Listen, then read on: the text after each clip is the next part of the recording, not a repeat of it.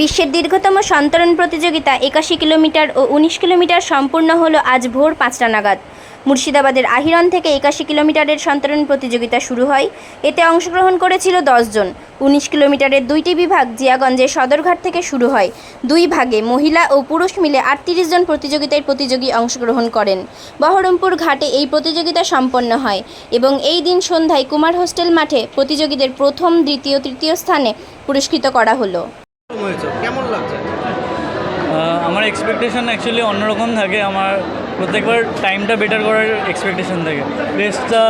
রেসের কোনো এক্সপেকটেশন নিয়ে আমি নামি না। সেই ক্ষেত্রে বলতে গেলে একটু হার্ডই হয়েছি।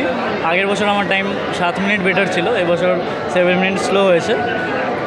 কিন্তু ওভারঅল যদি বলা হয় তাহলে এক্সপিরিয়েন্স ভালোই হয়েছে। ফার্স্ট হয়েছে, এটা ভালো তো লাগছেই।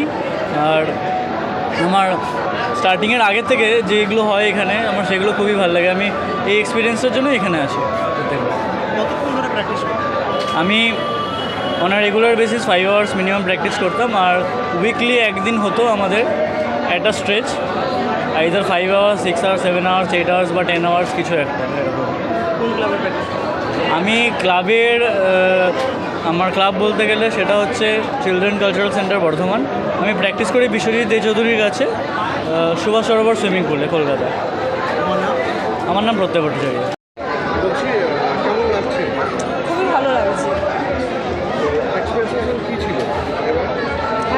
আগের বছর তো সেকেন্ড হয়েছে না, এবার কি হ্যাঁ, আমি এবারে টার্গেটটা নিয়ে এসলাম যে আমাকে ফার্স্ট হতেই হবে।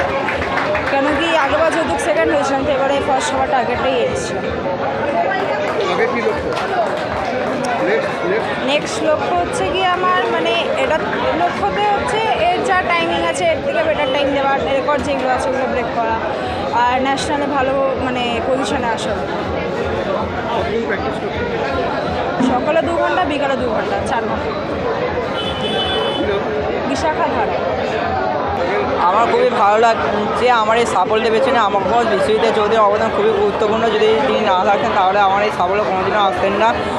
স্যার আমাদের বেঙ্গল সুইমিং একাডেমি সুভাষ সরোবর সুইমিং পুলে আমাদের প্র্যাকটিস করান। সেখানকার আগে 2-3 মাস আগে জল একদমই ভালো ছিল না, কিন্তু আমরা নিজেদের ফার্স্টে সুইমিং পুলে জল ঠিক করেছি। আমাদের ক্রীড়ামন্ত্রী কোনো রকমের সাহায্য করেনি। আমি ক্রীড়ামন্ত্রীর কাছে রিকোয়েস্ট করবো যে আমাদের সুইমিং পুলের দিকে একটু নজর দিতে, আর আমাদের যে অসুবিধাগুলো হচ্ছে সেই অসুবিধাগুলো একটু দূর হলে আমরা ভবিষ্যতে আরও সাফল্য কামনা করতে পারি।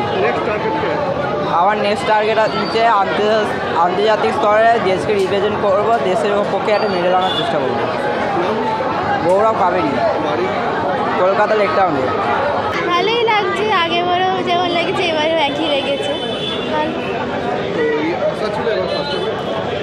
না, যে যা আশা, আমার তো আশা ছিল টাইমটা কমানো, সেটা এখনও জানি না কি হয়েছে।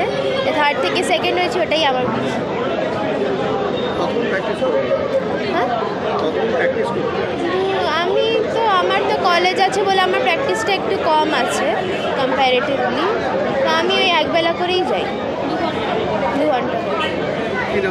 অস্মিতা, আমার রাজারহাটে বাড়ি।